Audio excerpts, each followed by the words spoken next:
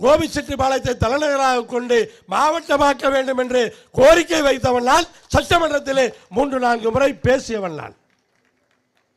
ஒரு முறை முதலமைச்சர் ஏன் பொள்ளாச்சியும் கோபியும் கொடுத்தா தான் என்னங்கிற அளவுக்கு வந்துட்டார். அந்த அளவுக்கு நானும் அமர்ந்திருக்கிறேன், செயலாளர்கள் அமர்ந்திருக்கிறார்கள். அதில் மொத்தமாக நிறைய கோரிக்கைகள் இருக்கிறது, பரிசீலிக்கலாம் என்று அதை தாமதப்படுத்தினார்கள். இல்லை என்றால் அறிவித்திருப்பார்கள். ஏதோ ஒருத்தர் 100 ஏக்கர் கேட்டாருங்கிறதுக்காக அறிவிக்காம இல்லை. அண்ணனுக்கு தெரியுமா தெரியாதோ தெரியாது.